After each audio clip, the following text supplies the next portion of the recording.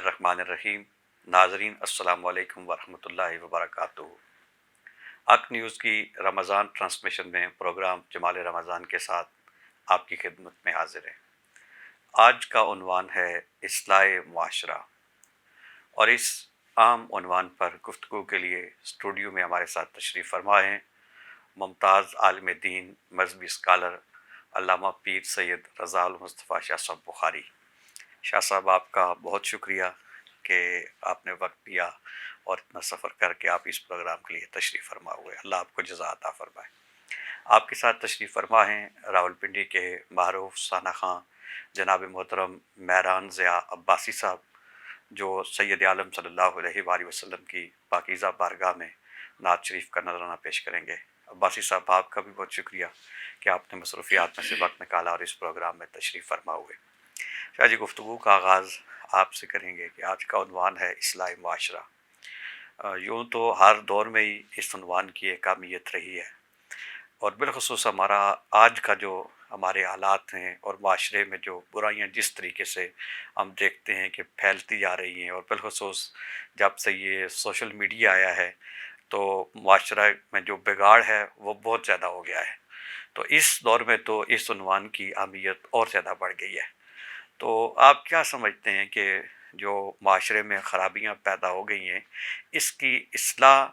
کن لوگوں کی ذمہ داری ہے، جنہیں زیادہ آگے بڑھ کے کام کرنا چاہیے اور معاشرے کی اصلاح کے لیے کوشش کرنی چاہیے، اور وہ کس انداز میں کام کر کے ان برائیوں کا تدارک کر سکتے ہیں؟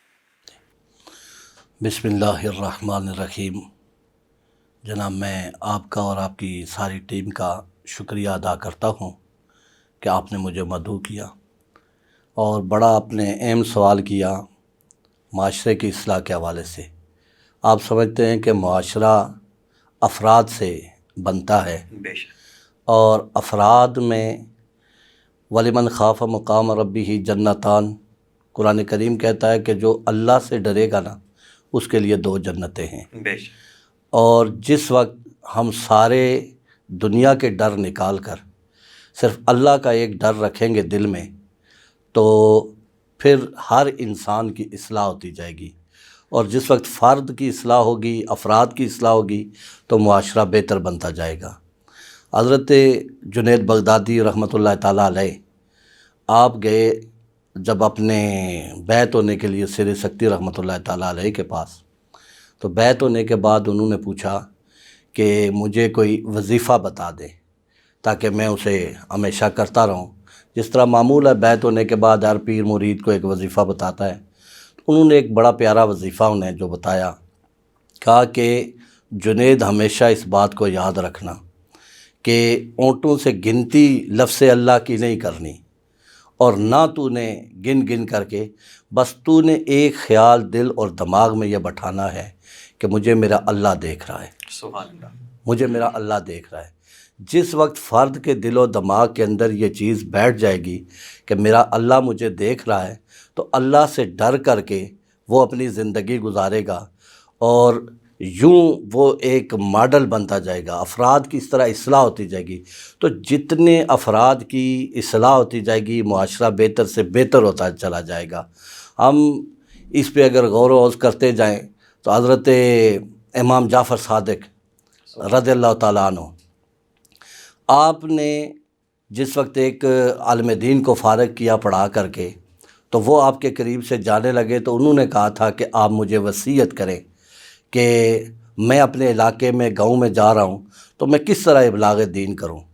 تو انہوں نے فرمایا کہ جانے والے،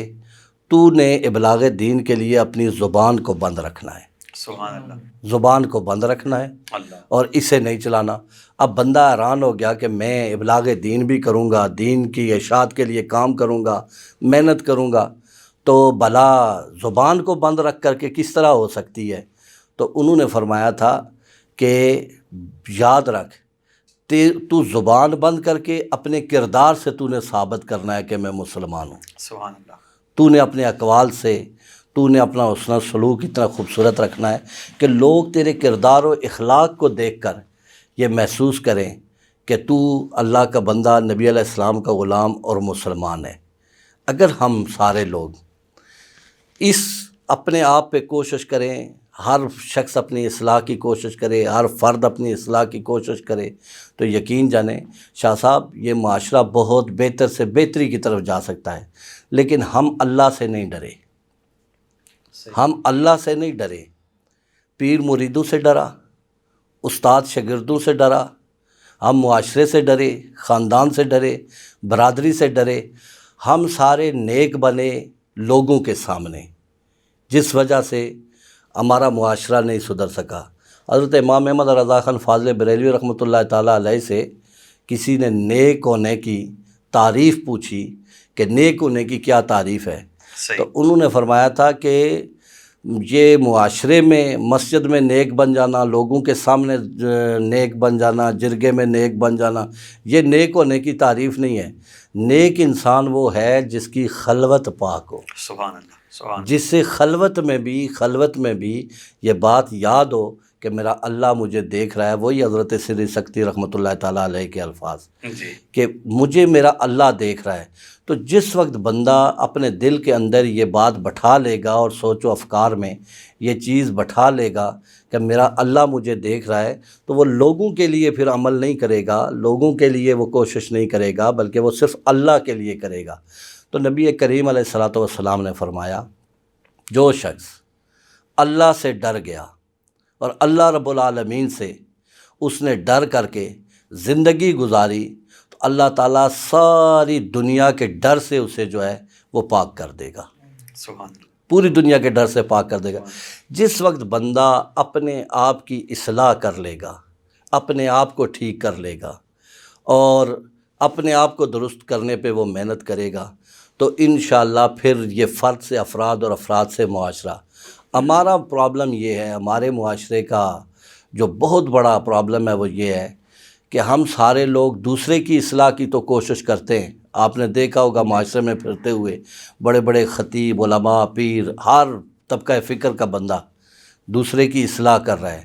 لیکن وہ کبھی یہ نہیں سوچ رہا کہ میں اپنی بھی اصلاح کر لوں، صحیح، وہ اپنے آپ پہ محنت نہیں کر رہا۔ میں آج آپ کی وسادت سے سارے سننے والوں کی خدمت میں یہ گزارش کروں گا کہ جہاں ہم لوگوں کی اصلاح کرنے کی کوشش کرتے ہیں کہ فلانا مسلمان نہیں منافق ہو گیا، فلانا بے ایمان ہو گیا، فلانا ایسا ہو گیا، فلانا ایسا ہو گیا، فلانا، کبھی کبھی یہ ترازو ہم اپنے لیے لگا لیں، سبحان اللہ، کبھی کبھی یہ ترازو ہم اپنے لیے لگا لیں، اور لگانے کے بعد ہم خود اپنے آپ کو دیکھیں کہ ہم کیا ہیں، ہماری مسلمانی کتنی ہے، ہم کس درجے کے مسلمان ہیں، اور ہم کتنے اللہ رب العالمین سے ڈرنے والے اور نبی کریم علیہ الصلوۃ والسلام کے فرامین کے مطابق زندگی گزارنے والے ہیں۔ تو جس وقت ہم اپنی اصلاح کی کوشش کریں گے تو پھر جا کر کے یہ اصلاح کا فیض آگے چلے گا اور معاشرہ سدھرے گا۔ بیسک پرابلم ہی ہمارے معاشرے میں یہ ہے کہ کوئی بندہ اپنی اصلاح نہیں کرتا، اپنی اولاد کی اصلاح نہیں کرتا۔ آپ دیکھتے ہیں لوگ دین نافذ کرنے کے لیے ملک میں دوڑ رہے ہیں، اور لوگوں سے پوچھو جس نے نماز بھی نہیں پڑھی وہ بھی پوری دنیا میں اسلام نافذ کرنا چاہتا ہے، اسے یہ کہیں، اور میں پوچھتا ہوں اکثر اپنی تقاریر میں بھی کہ مجھے یہ بھی بتائیں کہ جس اسلام سے آپ اتنا پیار کرتے ہیں کہ یہ پوری دنیا پہ نافذ ہونا چاہیے، اس اسلام کو آپ نے اپنے گھر میں کیسے رکھا ہوا ہے؟ بے شک، اسلام آپ کے گھر میں تو مجبور ہے، بہت مظلوم ہے، بہت محکوم ہے، اس اسلام کو تو آپ نے چار دیواری کے اندر جگہ نہیں دی ہوئی، اپنے وجود پہ آپ نے جگہ نہیں دی ہوئی، اور آپ نکلیں پوری دنیا پہ اسلام نافذ کرنے۔ تو ہمیں یہ سوچنا چاہیے اور باہر صورت سوچنا چاہیے کہ اگر ہمیں اسلام سے پیار ہے اور اسلام کے دعوے دار ہیں اور نعرے بھی لگاتے ہیں، تو ہمیں اس اسلام کو اپنے وجود پہ نافذ کرنا چاہیے، اپنی چار دیواری میں نافذ کرنا چاہیے۔ اور نبی کریم علیہ الصلوۃ والسلام کی حدیث پاک کوئی بڑی کتابیں اٹھانے کی ضرورت نہیں، یہ پرائمری کلاس کی کتابوں میں اسلامیات اور دینیات میں یہ تھی کہ تمہیں جو ہے اپنے گھر کا حاکم بنایا گیا ہے، اور بیوی بچے اور گھر کے افراد تمہاری رعایا ہیں، ان کے بارے میں تم سے پوچھا جائے گا۔ ہم جہاں ان کی تربیت کرتے ہوئے دنیاوی تعلیم دیتے ہیں، دنیا کے معاملات، کاروبار کے معاملات، دیگر ایکٹیویٹیز انہیں سکھاتے ہیں، وہاں ان کی ہم تربیت کر لیں کہ وہ ہمارے گھر سے ایک بہترین مسلمان تیار ہو جائیں، سبحان اللہ، بچے بیٹیاں یہ مسلمان تیار ہو کر نکلیں گے، تو یہ معاشرے کے افراد ہیں یہ معاشرے کے اندر چل کر کے بہتر رول ادا کر سکتے ہیں. جس وقت ہماری اولاد بھی اس معاشرے میں کردار ادا کرنے کے قابل نہیں، ہم خود یہ کردار ادا کرنے کے قابل نہیں، تو ہم کوستے رہتے ہیں معاشرے کو کہ یہ کیسے سدھرے گا اور وہ کیسے سدھرے گا. میں سمجھتا ہوں کہ ہر بندہ سب سے پہلے اپنی اصلاح کرے، اپنے گھر والوں کی اصلاح کرے، اپنی چار دیواری کے اندر اسلام کو لے کر آئے، تو وہ ایک رول ادا کر سکتے ہیں معاشرے کے اندر چل کے. اور اگر ہم غلط ہیں، ہمارا گھر غلط ہے، تو ہم معاشرے کے لیے ناسور بنتے جا رہے ہیں، تو معاشرہ بگڑے گا. اب ہم اپنے گھر میں دیکھیں کہ کسی کے گھر میں ہم پہنچیں تو اس سے پوچھیں کہ سنا بھائی آپ کا بچہ، تو وہ ABC 1.25 سال کا بچہ بھی سنا سکتا ہے، پڑھتا جاتا ہے، اور ہر بندہ بڑا فخریہ بیان کرتا ہے میرا بچہ یہ پڑھ گیا وہ پڑھ گیا، پڑھتے پڑھتے پڑھتے وہ ماسٹر ڈگری ہولڈر ہو جاتا ہے. لیکن بڑی محبت کی بات ہے، اب آپ سامنے بیٹھے ہوئے ہیں تو 17 سال 27 سال ماسٹر ڈگری ہولڈر بچہ آتا ہے. اب اس کی شادی ہوتی ہے تو اس مولوی صاحب سے پوچھتے ہیں کہ اس سے کلمہ نہ سننا، یہ شرماتا ہے. جس بچے کو 27 سال کے عمر میں کلمہ پڑھنے سے شرم آتی ہے، تو یہ معاشرہ، جب ایسے افراد اس معاشرے میں رہ رہے ہوں گے تو معاشرہ کہاں سدھرے گا؟ جی شاہ صاحب، یعنی گفتگو کا خلاصہ یہ ہوا کہ جب ہم اصلاح معاشرہ کی طرف بڑھتے ہیں تو ہر انسان کی ذمہ داری یہ ہے کہ پہلے وہ اپنی اصلاح کرے، اپنی اصلاح اپنی کریں. اصلاح کرنے کے بعد پھر وہ اپنے گھر کی طرف توجہ کرے، پھر وہ اپنے پڑوسیوں کی طرف دیکھے، رشتہ داروں کی طرف دیکھے، اپنے حلقۂ احباب کی طرف دیکھے. لیکن سب سے جو اس کا بنیادی پہلا قدم ہے وہ یہ ہے کہ پہلے بندہ اپنی اصلاح کرے. جس اپنی بندہ اصلاح کے کریں. اپنا کردار ٹھیک نہ ہوگا، اپنے صبح شام اس کے ٹھیک نہیں ہوں گے، شب و روز ٹھیک نہیں ہوں گے، تو وہ کسی دوسرے کو کیسے خیر کی طرف بلا سکتا ہے. بے شاہ شک. جی، گفتگو کا بڑا خوبصورت سلسلہ ہے اور یہ انشاءاللہ ابھی جاری رہے گا، لیکن ابھی پروگرام میں وقت ہوا ایک نعت شریف شامل کرنے کا. اور آج ہماری خوش نصیبی ہے کہ ہمارے ساتھ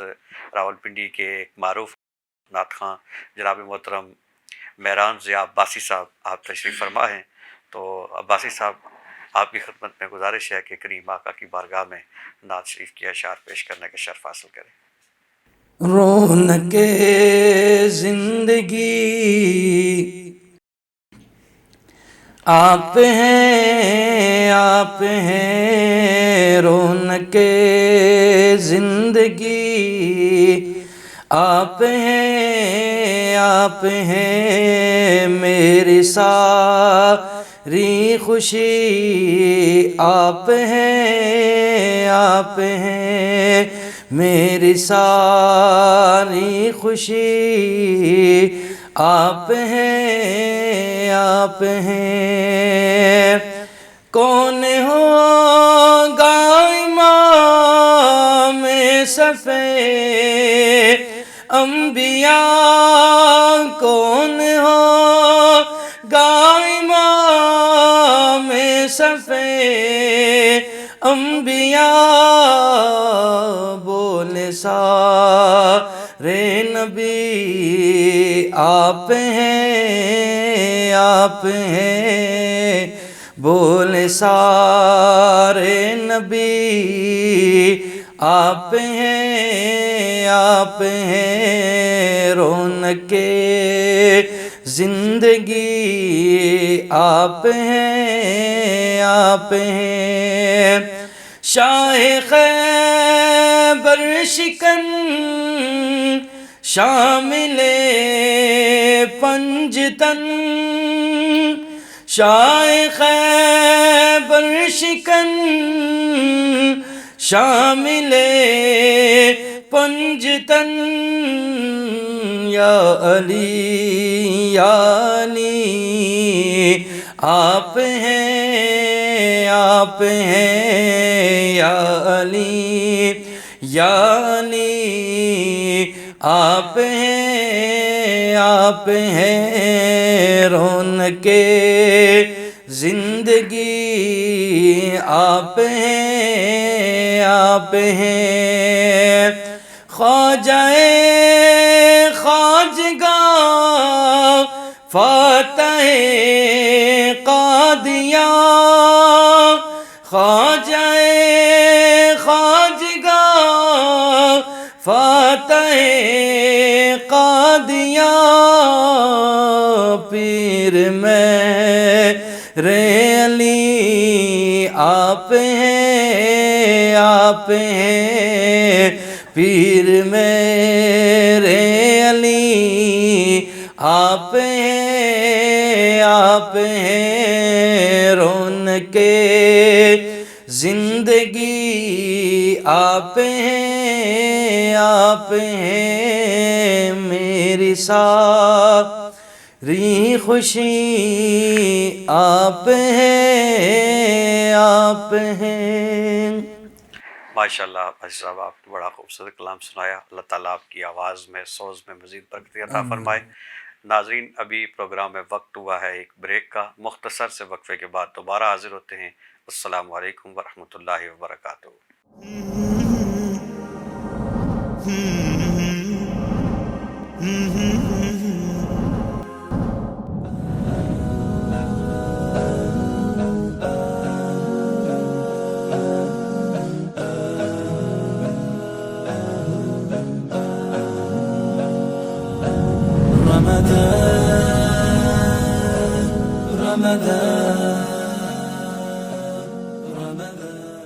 بسم اللہ الرحمن الرحیم۔ ناظرین السلام علیکم ورحمۃ اللہ وبرکاتہ۔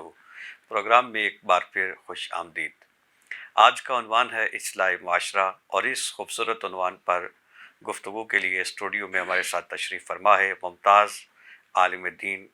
مذہبی اسکالر حضرت علامہ پیر سید رضا المصطفیٰ شاہ صاحب بخاری۔ شاہ صاحب، پروگرام میں کے پہلے حصے میں آپ نے بہت خوبصورتی اور جامعیت کے ساتھ یہ جو عنوان ہے اس کے مختلف پہلوؤں کو بیان فرمایا۔ ہمارے یہاں اکثر اوقات یہ سمجھا جاتا ہے کہ جب بھی اصلاح کی بات آتی ہے، امر بالمعروف کی بات آتی ہے، تو لوگ عام طور پہ یہ تصور لیتے ہیں کہ یہ سارے وہ کام ہیں جو تقریر کے ساتھ کیے جا سکتے ہیں، گفتگو کے ساتھ کیے جا سکتے ہیں، اور یہ واعظ کی صورت میں کیے جا سکتے ہیں۔ تو آپ یہ ارشاد فرمائیے کہ کیا یہی ایک طریقہ ہے لوگوں کی اصلاح کا کہ بندہ اپنے گفتگو سے، اپنے کلام سے، خطیب اپنی خطابت سے، اور واعظ اپنے واعظ سے لوگوں کی اصلاح کرے، اور یا اس سے ہٹ کر بھی کوئی انداز ہے اصلاح کا؟ شاہ جی قبلہ، میں نے پہلے بھی عرض کیا ہے کہ صرف واعظ اور مقرر یا خطیب اس سے ہی اصلاح نہیں، بلکہ حضرت امام جعفر صادق علیہ السلام، جی جی، آپ کا کردار بھی لوگوں کی اصلاح کا باعث بننا چاہیے، بے شک، آپ کا حسن اخلاق بھی لوگوں کی اصلاح کا باعث بننا چاہیے، آپ کے معاملات سارے یہ اصلاح کا باعث بننے چاہیے۔ آپ لوگوں کے سامنے بیٹھیں تاکہ انہیں پتہ چلے کہ یہ مسلمان ہیں اور ان کا یہ طرز عمل ہے۔ جناب سیدنا صدیق اکبر رضی اللہ تعالیٰ عنہ، حضرت فاروق اعظم رضی اللہ تعالیٰ عنہ، حضرت عثمان غنی رضی اللہ تعالیٰ عنہ، مولا کائنات حیدر کرار رضی اللہ تعالیٰ عنہ، اور دیگر جملہ صحابہ کرام علیہم الرضوان، وہ کیا لوگوں کو جا کر کے صرف واعظ و نصیحت کرتے تھے کہ تم یہ بن جاؤ مسلمان یا یہ، اور انہیں تعارف کروانا پڑتا تھا؟ جس طرح دور حاضر میں ہر مسلمان کو اپنے مسلمان ہونے کے لیے یا قرآن کی قسم اٹھانی پڑتی ہے یا اللہ کی قسم اٹھانی پڑتی ہے۔ ان حضرات کی تو یہ قسمیں نہیں تھیں، وہ تو سامنے جاتے تھے، ان کے قول، فعل، انداز، کردار سے وہ سارے مشرکین مکہ، منافقین، جتنے غیر مسلم لوگ تھے، وہ ان کے قول و فکر و عمل کو دیکھ کر کے پہچان جاتے تھے کہ یہ اللہ کے بندے اور نبی علیہ الصلوۃ والسلام کے غلام ہیں۔ تو بجائے تقریروں سے، یا یہ بھی ٹھیک ہے اصلاح کا ایک ذریعہ ہے تقریریں کرنا اور سارے معاملات، لیکن ہر مسلمان جو ہے وہ اپنی ذمہ داری ادا کرے کہ وہ اپنے ہر عمل سے ثابت کرے کہ یہ طرز مسلمانی ہے، یہ خوبصورت انداز ہے۔ اب دکاندار ہے، وہ خطیب نہیں، لیکن وہ اگر اپنا بیہیویئر ٹھیک کر کے ناپ تول کے مطابق ٹھیک معاملہ کرے گا، کوئی کمی پیشی نہیں کرے گا، تو لوگ اس سے بھی متاثر ہوں گے کہ یہ مسلمان بندہ ہے، اللہ سے ڈرنے والا ہے، اس لیے یہ کمی پیشی نہیں کرتا۔ اور جس جگہ پر جو شخص بھی کھڑا ہے وہ اس جگہ پر کھڑے ہو کر کے تو معاشرے کی اصلاح کر سکتا ہے، اگر اس کی اپنی اصلاح ہو، وہ گناہ کو گناہ سمجھے، وہ غلطی کو غلطی سمجھے۔ ہمارے معاشرے میں جو سب سے بڑی برائی ہے وہ شاہ صاحب یہ ہے کہ لوگوں کو گناہ کی تعریف ہی نہیں پتہ۔ ہر بندہ جو کام کرتا ہے وہ سمجھتا ہے میں ہی ٹھیک کرتا ہوں، اور وہ اسے غلط نہیں کہہ سکتا۔ دوسرے کے کام کو ہم غلط کہہ سکتے ہیں، اپنے کو نہیں کر سکتے۔ کوئی جھوٹا آدمی اپنے جھوٹ کو نہیں کہتا کہ میں جھوٹ بول رہا ہوں، وہ اسے فن گردانتا ہے۔ بے ایمانی کرنے والا، فراڈ کرنے والا، اب تو معاشرے میں اکثر و بیشتر یہ سوچتا ہوں، اور میری بہت ساری تقاریر اس پہ ہیں، کہ کوئی بندہ ہم مسلمانوں کے سامنے آ کر کے وہ کہتا ہے کہ میں نے فلاں آدمی کے ساتھ فراڈ کے 50,000 روپے لیے اور میں یہ لے کے آیا ہوں، فلانے کو میں نے ایسا ہاتھ دکھائے۔ اب معاشرہ ایسا غلط روش پہ جا چکا ہے کہ کوئی بندہ اسے یہ کہنے کے لیے تیار نہیں کہ یہ حرام ہے۔ ہم اسے کہیں گے چل کھانا کھلا، یعنی کہ تیرے حرام کے کام میں ہم بھی حصے بننا چاہتے ہیں۔ اب جس وقت یہ حالت ہوگی ہم سب کی، معاشرے کے ہر فرد کی، تو یہ معاشرہ کب سدھر سکتا ہے؟ ہر بندہ اپنی اصلاح کرے اور اپنے گھر والوں کی اصلاح کرے، معاشرے کی اصلاح کرے، تو اسے ایک کردار ادا کرنا چاہیے، اسے گناہ کو گناہ سمجھنا چاہیے، غلطی کو غلطی سمجھنی چاہیے۔ میں نے پورا سال گزشتہ جو گزرا ہے، صرف ہر جمعے پہ گناہ کی تعریف بتائی۔ مثلا جھوٹ ہے تو میں نے جھوٹ کو بیان کیا پورے جمعے کے اجتماع میں گھنٹہ پورا، کہ یہ جھوٹ غلط بات ہے۔ صحیح۔ اسی طرح دوسرے جمعے پہ میں نے کوئی اور غلطی چھیڑی، تیسرے جمعے پہ ہر ایک کینہ، حسد، بغض، منافقت، ریاکاری، یہ جتنی بھی برائیاں معاشرے کو دیمک کی طرح کھا رہی ہیں، میں نے علیحدہ ان کو بیان کیا کہ لوگوں کو یہ سمجھ آئے کہ یہ گناہ کے کام ہیں۔ ہمارے لوگوں کی ذہنی رسائی یہ ہے کہ شاید جھوٹ بولنا یہ گناہ نہیں، یہ فن ہے، اور کسی کی غیبت کر دینا اور کسی کی برائی کر دینا اور کسی کے پیٹھ پیچھے بات کر دینا، یا شاید یہ فن کی باتیں ہیں ساری، اور اس پہ بڑا اجر ملتا ہے۔ تو ایک ایک کر کے لوگوں کو یہ باتیں میں نے بتائی بھی ہیں، اور آج آپ کے پروگرام کی وسادت سے بھی میں سب کی خدمت میں یہ گزارش کرنا چاہتا ہوں کہ پہلے بیٹھ کر کے اس بات کو بندہ سمجھے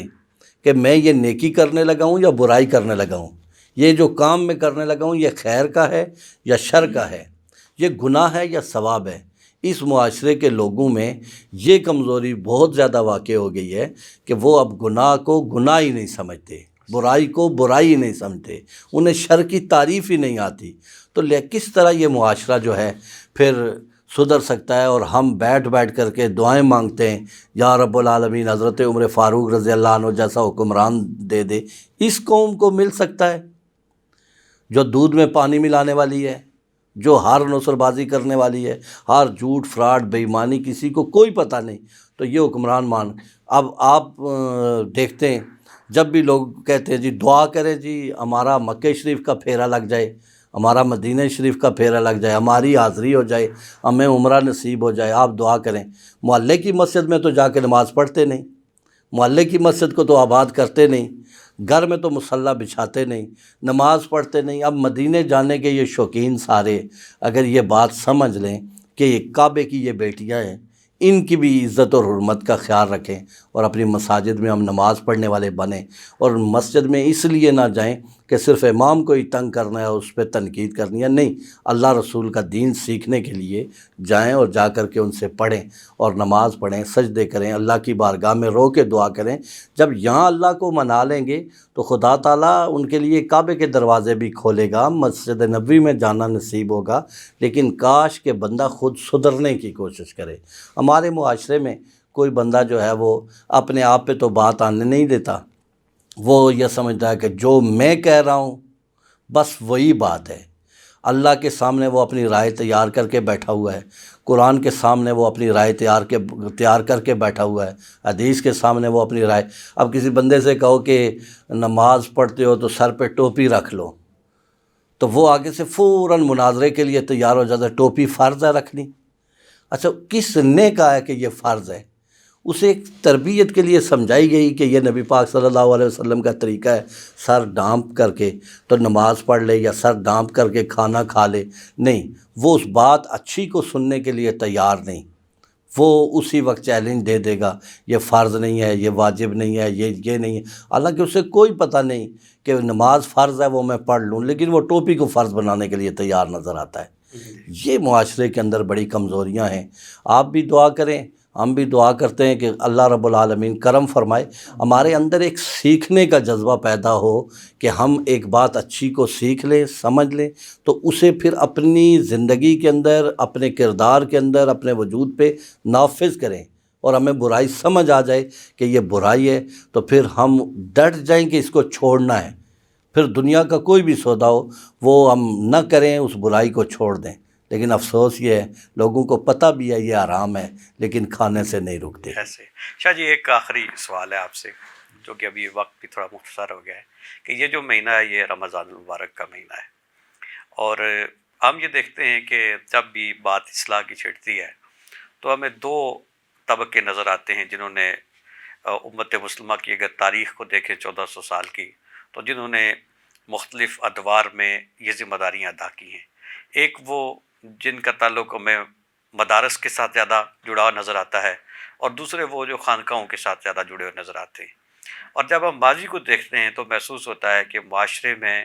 جو اصلاح کا کام ہے اس میں جو زیادہ کامیابیاں نصیب ہوئی ہیں وہ ان لوگوں کو نصیب ہوئی ہیں جو خانقاہ کے ساتھ تھے، وہاں سے تربیت یافتہ ہو کے آئے، کسی شیخ کے دامن کے ساتھ وابستہ رہے اور پھر اس کے فیض کو لے کے وہ آگے چلے، تو ان کو اس میں زیادہ کامیابی ملی۔ ہم دیکھتے ہیں کہ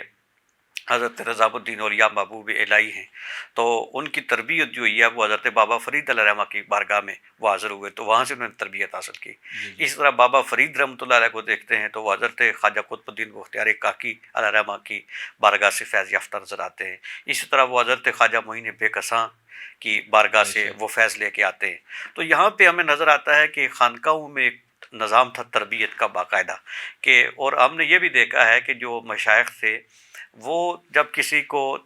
یہ اصلاح معاشرہ کے لیے یا لوگوں کو دین کی طرف بلانے کے لیے جب ذمہ داری عائد کر کے بھیجتے تھے تو اسی طرح نہیں بھیج دیتے تھے کہ چلو جا کے تم کام شروع کرو، بلکہ پہلے وہ اس کی پوری تربیت کرتے تھے، اس کی روحانی اعتبار سے بھی، علمی اعتبار سے بھی تربیت کرنے کے بعد پھر اس کو بھیجتے تھے کہ اب تم اس قابل ہو، اور وہ اسے اجازت دیتے تھے، جسے ہم عرف میں کہتے ہیں کہ اسے خلافت دیتے تھے اور جبہ دستار سے نوازتے تھے، اور پھر اس کو روانہ کرتے تھے کہ آپ فلاں علاقے میں جا کے تم نے دین کا کام کرنا ہے۔ جس طرح حضرت نظام الدین اولیاء محبوب الہی علیہ رحمہ کو حضرت خواجہ فرید علیہ رحمہ نے دلی روانہ فرمایا کہ آپ نے وہاں جانا ہے، حضرت علاء الدین علی احمد صابر کلیری علیہ رحمہ کو آپ نے کلیر شریف روانہ فرمایا کہ آپ نے وہاں اپنی خدمات سر انجام دینی ہے۔ اس طرح ہم دیکھتے ہیں کہ حضرت خواجہ عثمان ہارونی رحمۃ اللہ اروانی رحمۃ اللہ علیہ نے حضرت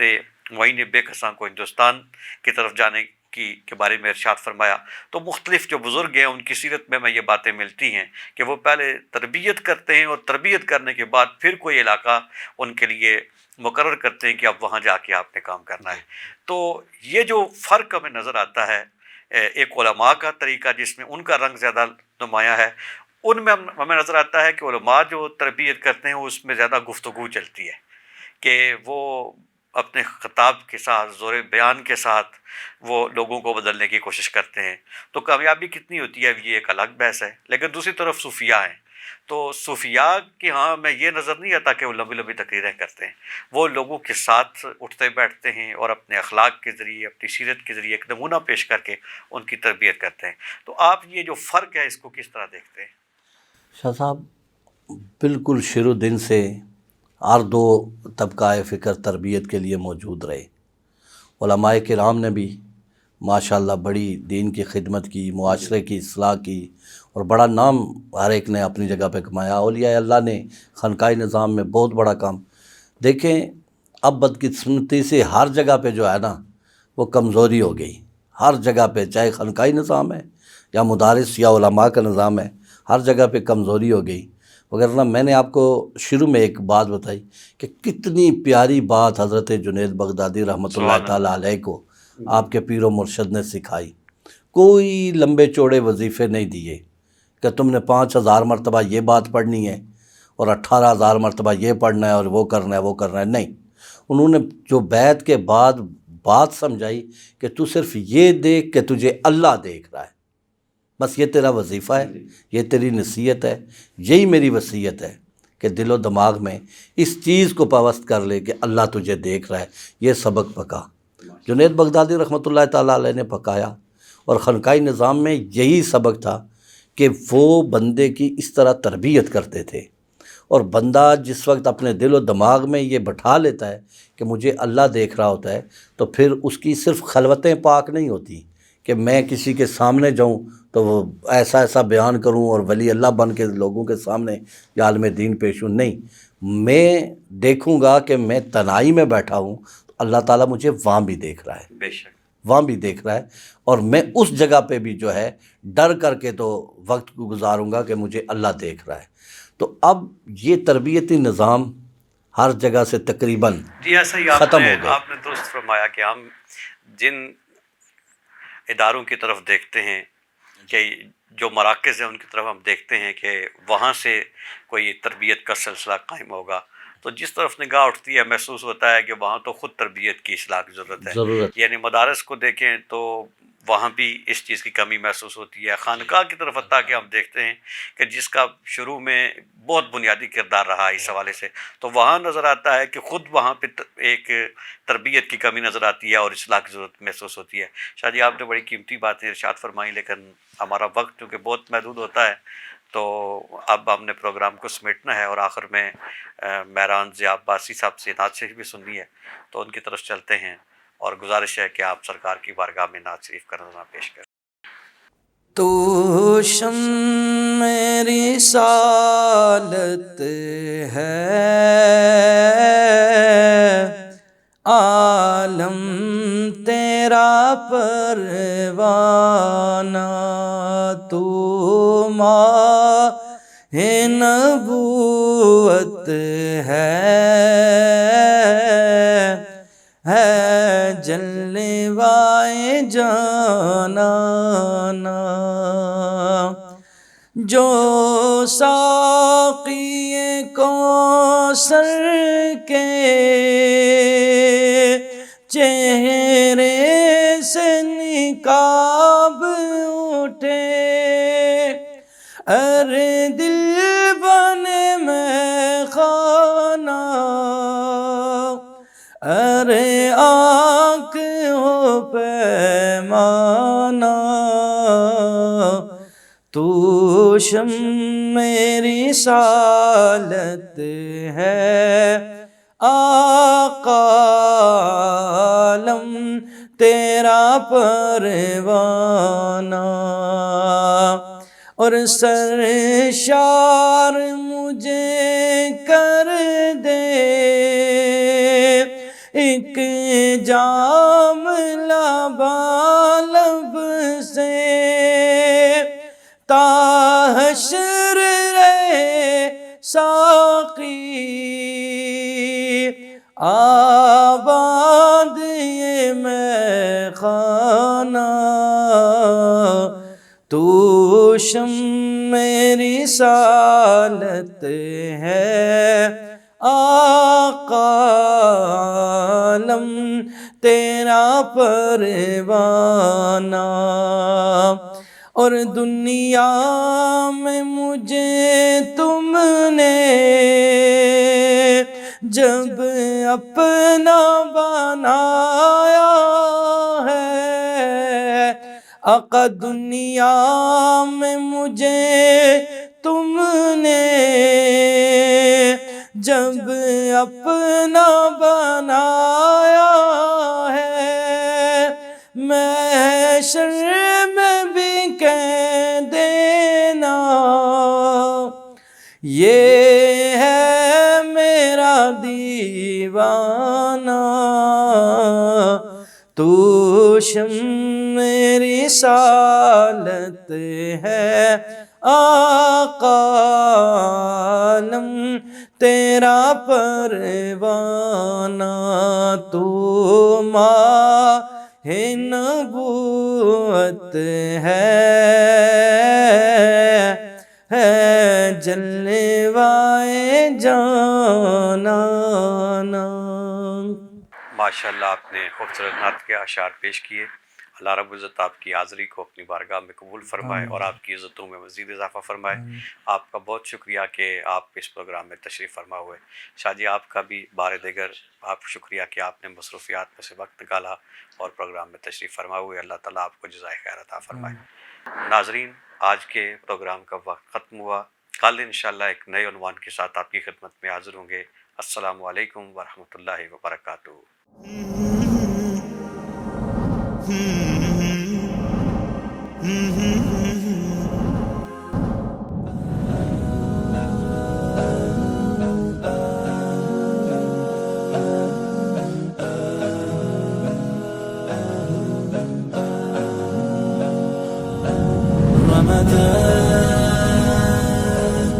رمضان